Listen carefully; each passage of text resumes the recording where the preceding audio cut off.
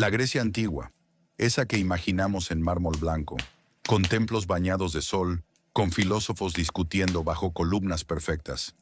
Esa es la Grecia que nos vendieron. Pero la verdadera Grecia olía a sudor, a sangre y a pescado podrido. Las calles de Atenas no eran de mármol, eran de tierra, de polvo, de basura acumulada en las esquinas. Los templos eran majestuosos, sí, pero a su alrededor vivían miles de hombres y mujeres en chozas de barro, con techos de paja, con moscas zumbando sobre cuencos vacíos. Imagina despertar en una de esas casas. No hay cama, apenas un jergón de paja infestada de insectos. No hay agua corriente, solo un cántaro que debes llenar en la fuente pública, donde docenas más esperan en fila. El sol ya pega fuerte y el día recién empieza. Tu primera tarea es soportar el hambre. El desayuno no existe. Quizá un pedazo de pan duro, quizá unas aceitunas rancias. El vino aguado acompaña porque el agua sola puede enfermarte. La jornada comienza con el estómago vacío y la certeza de que así seguirá. La ciudad respira ruido, zapatos de cuero golpeando la piedra, gritos en el mercado, el mugido de bueyes arrastrando carretas. El aire se llena de olores, queso fermentado, sangre fresca de animales degollados, pescado que se pudre bajo el sol y el humo constante de hogueras mal apagadas. Los esclavos abundan, no son la excepción, son la norma. 1 de cada 3 hombres en Atenas era esclavo, muchos venidos de guerras, otros vendidos por sus propias familias. Eran los que hacían posible la gloria griega. Trabajaban las canteras, remaban en las trirremes, cocinaban, criaban hijos que nunca serían suyos. Si no tenías suerte al nacer, eras propiedad, y tu vida no valía más que el precio de un ánfora de vino. La política que tanto se admira tampoco era para todos. La democracia ateniense era un club exclusivo. Solo hombres libres, ciudadanos, mayores de edad y de padres atenienses podían hablar y decidir. Las mujeres estaban excluidas, los extranjeros también. Los esclavos ni existían. De miles y miles de habitantes, solo unos pocos cientos tenían voz. El resto callaba. Los niños crecían rápido, demasiado rápido. Si nacían débiles, podían ser abandonados en los montes. En Esparta era costumbre. Los que no servían para la guerra se dejaban morir. Los que sobrevivían eran endurecidos a golpes, alimentados con disciplina y preparados para una vida corta, porque ser soldado en Grecia era casi la única forma de ser considerado hombre. Y mientras tanto, la filosofía florecía. Los grandes pensadores discutían sobre justicia, belleza, virtud, pero esas palabras eran un lujo de pocos. La mayoría de los griegos nunca pisaba una escuela, nunca aprendía a leer ni a escribir. Su filosofía era la del estómago vacío, la del sudor en la frente, la del miedo constante a la guerra o a la peste.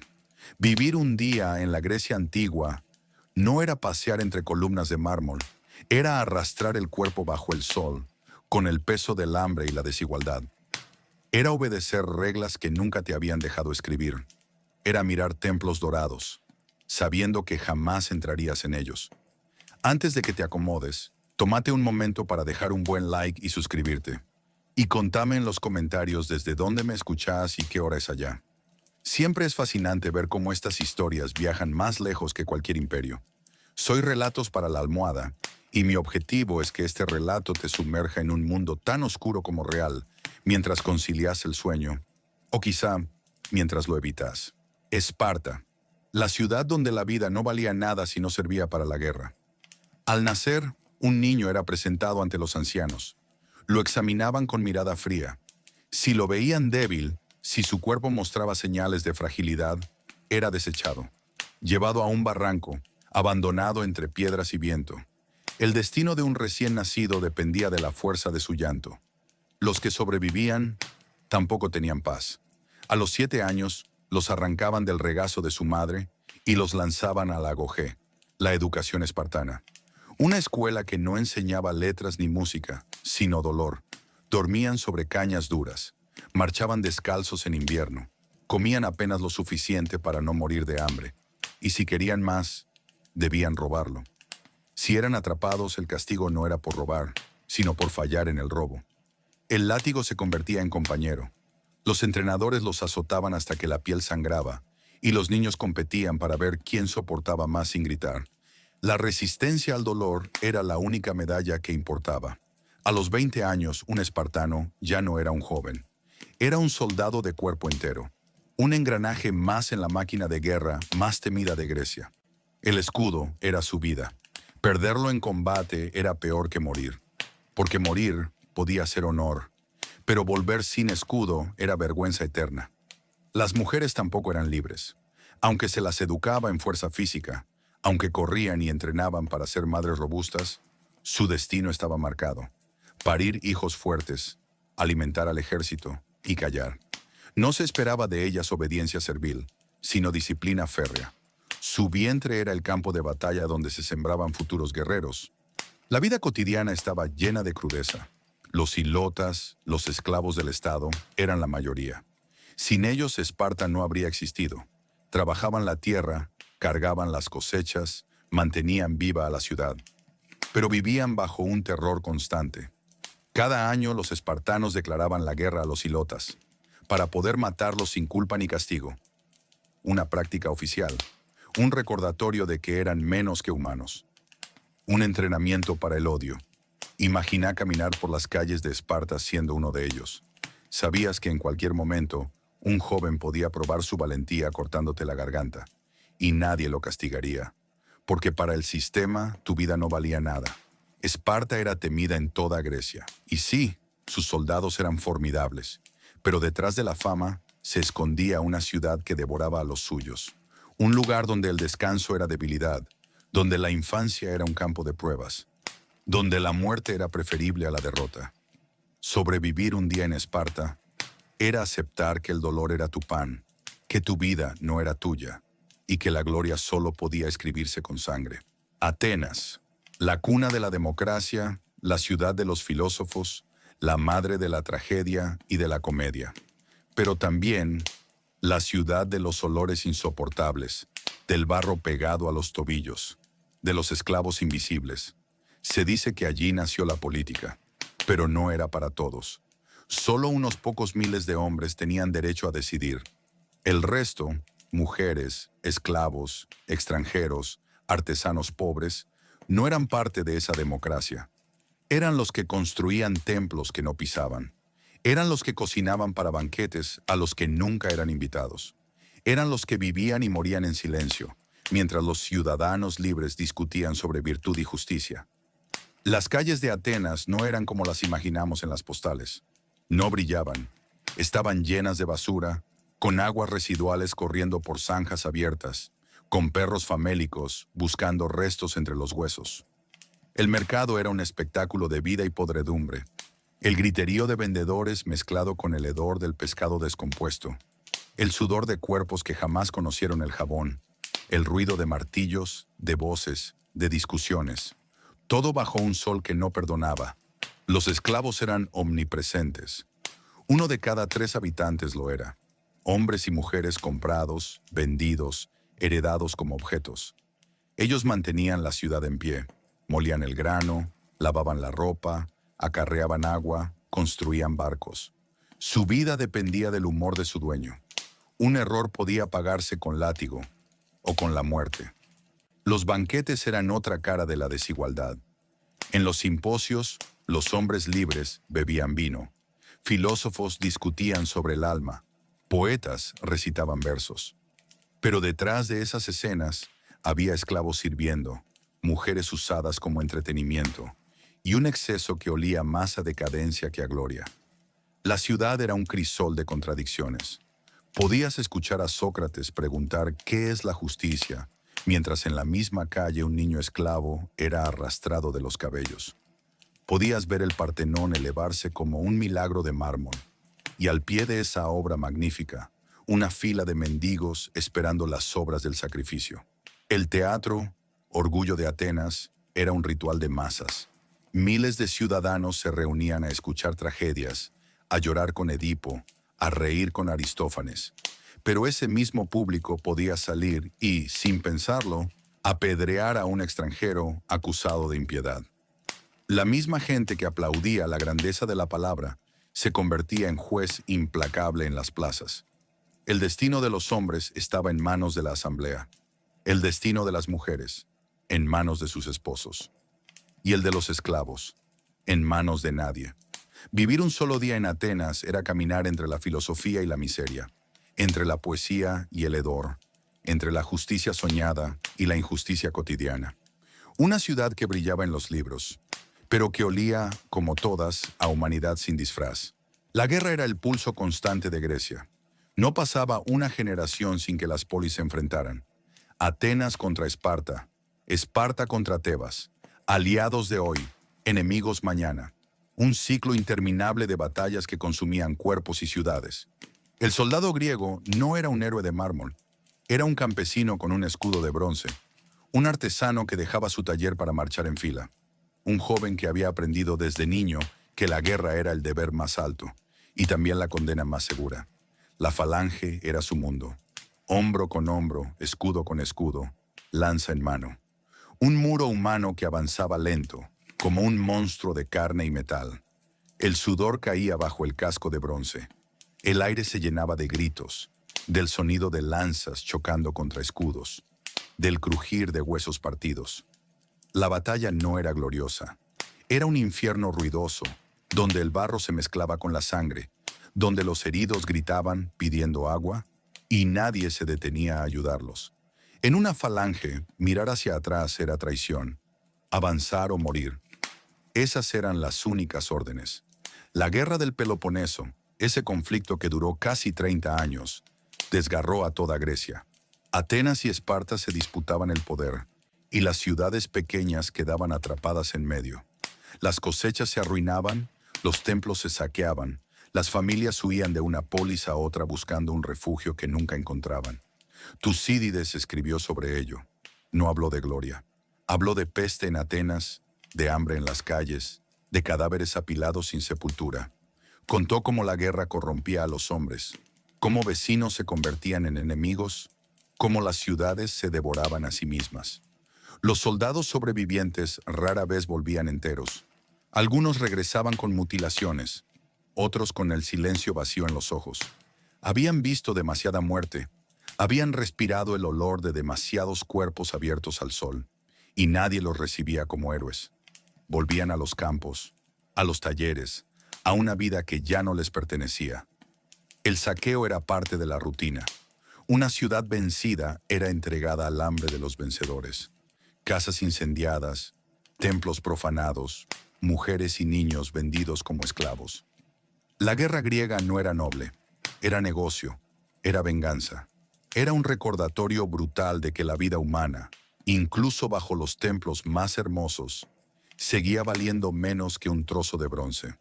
Un solo día en la guerra bastaba para romper un cuerpo.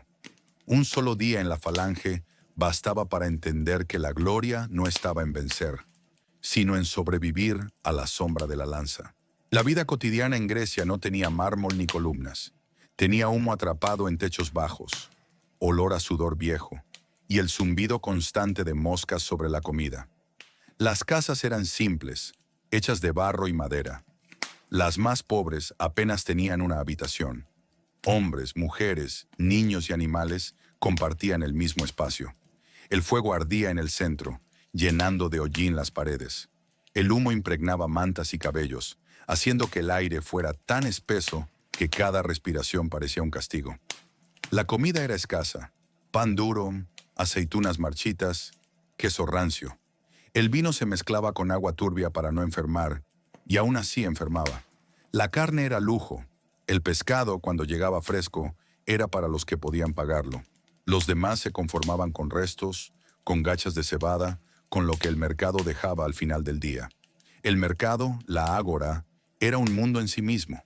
Los gritos de los vendedores se mezclaban con el rebuzno de los burros, con el olor de las entrañas tiradas en las calles, con la nube de polvo que se levantaba bajo los pies de la multitud. Allí se compraba, se vendía, se espiaba y también se juzgaba con la mirada, porque en Grecia todo era público. Tus gestos, tus ropas, tu acento. Un paso en falso podía convertirte en extraño en tu propia ciudad. La intimidad era casi inexistente. Las mujeres vivían encerradas en el gineceo, el espacio de la casa reservado para ellas. Pasaban los días hilando, tejiendo, cuidando a los hijos. Pocas veces salían, y cuando lo hacían, iban veladas, casi invisibles. La vida pública era para los hombres.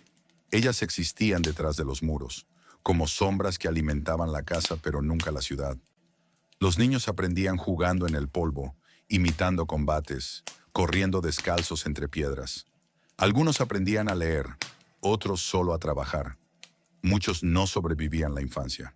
Las enfermedades eran parte del aire, y un resfriado podía convertirse en sentencia. Las supersticiones gobernaban tanto como las leyes. Un gato que cruzaba el umbral podía ser mal presagio. Una copa rota en un banquete era señal de desgracia.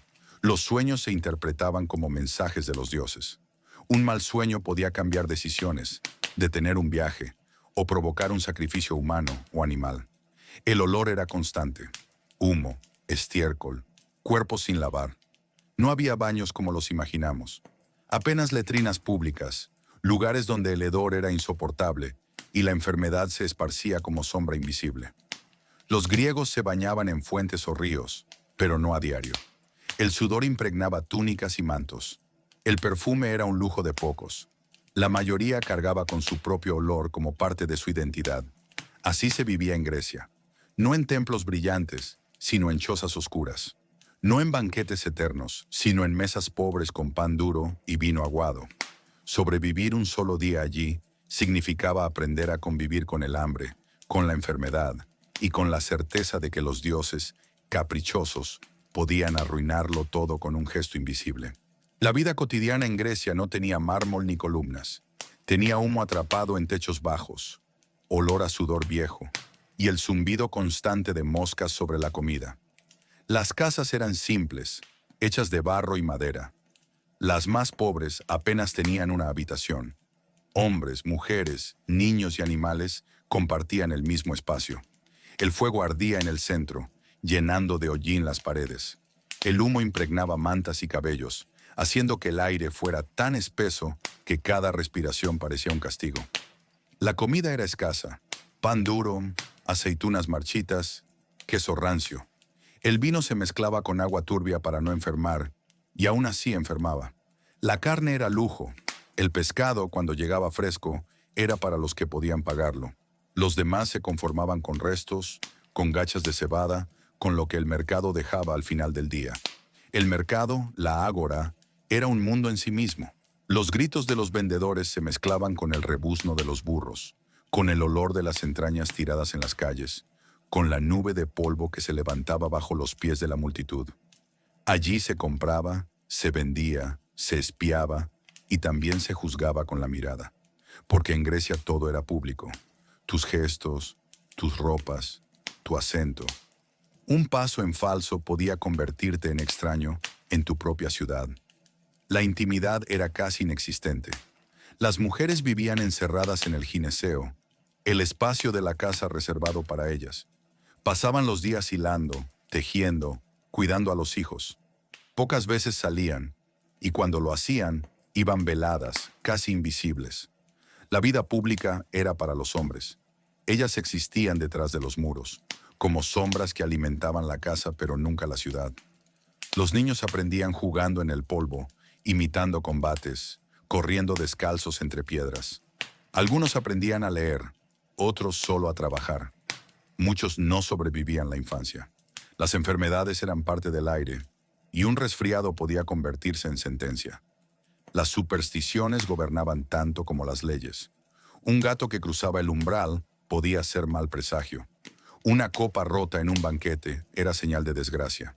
Los sueños se interpretaban como mensajes de los dioses. Un mal sueño podía cambiar decisiones, detener un viaje o provocar un sacrificio humano o animal. El olor era constante: humo, estiércol, cuerpos sin lavar. No había baños como los imaginamos. Apenas letrinas públicas, lugares donde el hedor era insoportable y la enfermedad se esparcía como sombra invisible. Los griegos se bañaban en fuentes o ríos, pero no a diario. El sudor impregnaba túnicas y mantos. El perfume era un lujo de pocos. La mayoría cargaba con su propio olor como parte de su identidad. Así se vivía en Grecia. No en templos brillantes, sino en chozas oscuras. No en banquetes eternos, sino en mesas pobres con pan duro y vino aguado. Sobrevivir un solo día allí significaba aprender a convivir con el hambre, con la enfermedad y con la certeza de que los dioses, caprichosos, podían arruinarlo todo con un gesto invisible. La enfermedad en Grecia era un visitante constante. Nadie lo invitaba. Todos lo temían. Y sin embargo, siempre encontraba la manera de entrar. Las ciudades estaban llenas de gente, apiñadas detrás de murallas que más parecían trampas. El aire no corría. El agua se contaminaba con rapidez. Un simple resfriado podía convertirse en epidemia. Y cuando llegaba la peste, las calles se volvían ríos de cadáveres. Tucídides lo describió durante la peste de Atenas, en plena guerra del Peloponeso. Cuerpos apilados en templos, familias enteras desapareciendo en días, fosas comunes abiertas con manos temblorosas. El hedor era insoportable, la piel se ennegrecía, los ojos se volvían vidrios opacos, y los gritos de los moribundos llenaban el aire día y noche. La medicina era un intento desesperado. Los médicos creían que el cuerpo estaba gobernado por humores: sangre, flema, bilis amarilla y bilis negra. Si uno se desbalanceaba, llegaba la enfermedad.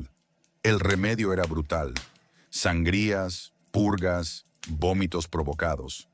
El enfermo perdía fuerzas y muchas veces también la vida. Pero el médico se marchaba convencido de haber hecho lo correcto. Los más pobres no podían pagar curanderos. Se aferraban a remedios caseros, ungüentos de hierbas, rezos susurrados a Asclepio, amuletos colgados en el cuello. El humo de las hogueras era invocado como protección, pero solo traía más tos, más lágrimas en los ojos. En las casas, la enfermedad era un fantasma. Un niño que empezaba a toser podía arrastrar a toda la familia a la tumba. Una mujer con fiebre podía ser señalada de impura. Los enfermos eran apartados, dejados en rincones oscuros, donde el silencio se mezclaba con el miedo. Los esclavos eran los más expuestos. Trabajaban hasta caer, y cuando caían, eran reemplazados. Su cuerpo no merecía cuidado. Era un gasto, no una vida. En los templos de Asclepio, los enfermos dormían esperando un milagro. Se recostaban sobre frías losas, rodeados de serpientes sagradas que reptaban en la noche. Creían que los sueños traían la cura, que el Dios se revelaría en sus visiones. A veces despertaban con fuerzas renovadas, a veces no despertaban jamás. La muerte era tan común que se aprendía a convivir con ella. Los funerales eran rápidos, las piras ardían sin descanso, y el humo de los cuerpos quemados se mezclaba con el humo de las cocinas. Un solo día enfermo en Grecia podía significar el fin, sin remedios reales, sin refugio, sin esperanza. El dolor se soportaba, no se curaba, y lo más cruel era que, en medio de esa agonía, los dioses parecían mirar en silencio, indiferentes al sufrimiento humano. Sobrevivir a la guerra era difícil, pero sobrevivir a la enfermedad era casi imposible. La enfermedad en Grecia era un visitante constante. Nadie lo invitaba. Todos lo temían, y sin embargo, siempre encontraba la manera de entrar. Las ciudades estaban llenas de gente, apiñadas detrás de murallas que más parecían trampas. El aire no corría. El agua se contaminaba con rapidez. Un simple resfriado podía convertirse en epidemia. Y cuando llegaba la peste, las calles se volvían ríos de cadáveres. Tucídides lo describió durante la peste de Atenas, en plena guerra del Peloponeso. Cuerpos apilados en templos, familias enteras desapareciendo en días, fosas comunes abiertas con manos temblorosas. El hedor era insoportable, la piel se ennegrecía, los ojos se volvían vidrios opacos, y los gritos de los moribundos llenaban el aire día y noche. La medicina era un intento desesperado. Los médicos creían que el cuerpo estaba gobernado por humores: sangre, flema, bilis amarilla y bilis negra. Si uno se desbalanceaba, llegaba la enfermedad. El remedio era brutal: sangrías, purgas, vómitos provocados. El enfermo perdía fuerzas y muchas veces también la vida. Pero el médico se marchaba convencido de haber hecho lo correcto. Los más pobres no podían pagar curanderos. Se aferraban a remedios caseros, ungüentos de hierbas, rezos susurrados a Asclepio, amuletos colgados en el cuello. El humo de las hogueras era invocado como protección, pero solo traía más tos, más lágrimas en los ojos. En las casas, la enfermedad era un fantasma. Un niño que empezaba a toser podía arrastrar a toda la familia a la tumba. Una mujer con fiebre podía ser señalada de impura. Los enfermos eran apartados, dejados en rincones oscuros, donde el silencio se mezclaba con el miedo. Los esclavos eran los más expuestos. Trabajaban hasta caer, y cuando caían eran reemplazados. Su cuerpo no merecía cuidado. Era un gasto, no una vida. En los templos de Asclepio, los enfermos dormían esperando un milagro. Se recostaban sobre frías losas, rodeados de serpientes sagradas que reptaban en la noche. Creían que los sueños traían la cura, que el Dios se revelaría en sus visiones. A veces despertaban con fuerzas renovadas, a veces no despertaban jamás. La muerte era tan común que se aprendía a convivir con ella. Los funerales eran rápidos, las piras ardían sin descanso, y el humo de los cuerpos quemados se mezclaba con el humo de las cocinas. Un solo día enfermo en Grecia podía significar el fin, sin remedios reales, sin refugio, sin esperanza. El dolor se soportaba, no se curaba, y lo más cruel era que, en medio de esa agonía, los dioses parecían mirar en silencio, indiferentes al sufrimiento humano. Sobrevivir a la guerra era difícil, pero sobrevivir a la enfermedad era casi imposible. El mar era el otro campo de batalla griego, tan cruel como las tierras del Peloponeso, tan implacable como la lanza de un hoplita. Las trirremes, esos barcos largos y veloces, eran la columna vertebral de la guerra naval. 3 filas de remos, cientos de hombres encadenados a los bancos, y la proa reforzada con bronce, lista para partir en 2 a la nave enemiga. De lejos parecían majestuosos, de cerca eran prisiones flotantes. Imaginá ser un remero, tu mundo reducido a un banco estrecho, un remo áspero que arrancaba ampollas en las manos, y el grito constante del contramaestre marcando el ritmo. ¡Rema! ¡Más fuerte! ¡Más rápido! Y vos con los pies desnudos clavados en la madera húmeda, respirando el sudor de los que remaban encima y debajo tuyo. El aire dentro de la nave era espeso, un calor sofocante en verano, un frío que partía los huesos en invierno. El olor a cuerpos sin lavar se mezclaba con el hedor de vómito y orina. Las ratas corrían entre los pies. Los marineros aprendían a convivir con ellas como si fueran parte de la tripulación. No había descanso. Las jornadas podían durar horas interminables, días enteros si la batalla lo exigía. Un remero agotado no era un hombre, era un estorbo. Los látigos aseguraban que nadie dejara de mover los brazos, aunque los músculos ardieran, aunque los pulmones suplicaran aire. La batalla naval era brutal. 2 trirremes chocaban como bestias furiosas. El bronce de la proa perforaba la madera enemiga, y el mar se llenaba de gritos.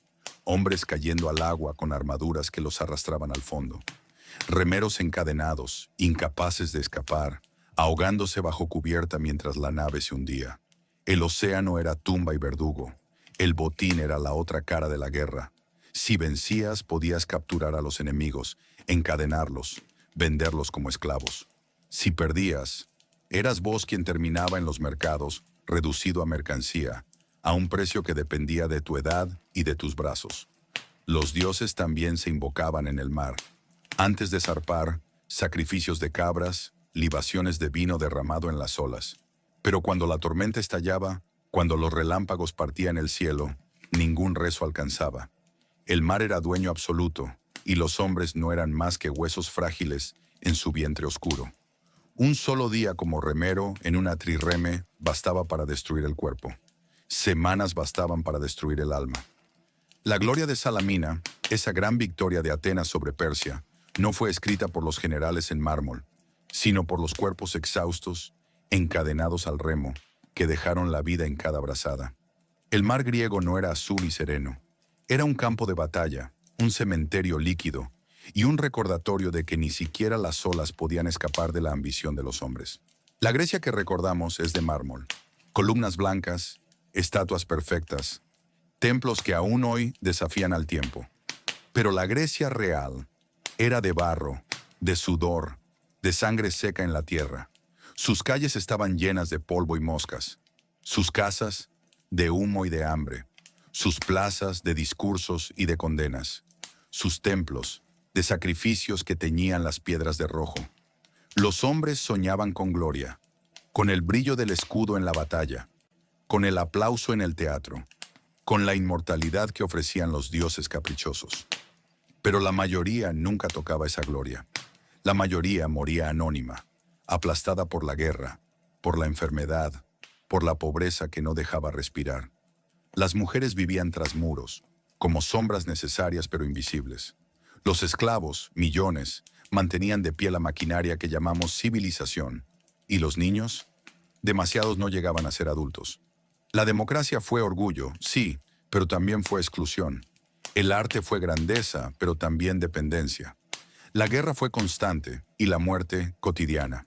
Un solo día en Grecia antigua bastaba para comprender que el mármol que admiramos estaba sostenido por barro, que los templos que aún vemos brillantes eran rodeados por chozas miserables, que las voces de los filósofos se alzaban sobre un murmullo de sufrimiento, y sin embargo sobrevivieron, porque el ser humano sobrevive, en la suciedad, en la opresión, en el dolor. Y de ese barro levantaron palabras que llegaron hasta nosotros, no porque vivieran mejor que nadie, sino porque, a pesar de todo, se atrevieron a soñar con algo más grande que ellos mismos. Hoy, siglos después, caminamos por museos, leemos tragedias, estudiamos a los pensadores. Olvidamos el hedor, la sangre, el hambre. Recordamos el mármol y no el barro. Pero la verdad es esta. La Grecia antigua no era un paraíso. Era un infierno cotidiano, cubierto por un velo de belleza. Un lugar donde sobrevivir un día ya era una victoria. Y quizá esa sea la mayor enseñanza, que la historia que veneramos fue construida por hombres y mujeres que apenas podían respirar, que vivían con miedo, que morían demasiado pronto, pero dejaron algo más fuerte que ellos, un eco que todavía nos alcanza en la noche, cuando el silencio es profundo y la memoria del pasado se cuela como un susurro. Antes de cerrar este relato, déjame invitarte a algo personal. Si esta historia te acompañó esta noche, si te ayudó a ver el pasado de otra manera, te pido que te suscribas y me cuentes en los comentarios desde dónde me estás escuchando y qué hora es allá. Siempre es fascinante descubrir que, en medio de la oscuridad, alguien, en otro rincón del mundo, está compartiendo este mismo silencio conmigo. Soy Relatos para la Almohada, y este fue tu viaje a la Grecia antigua. Quizá logres dormir ahora, o quizá no.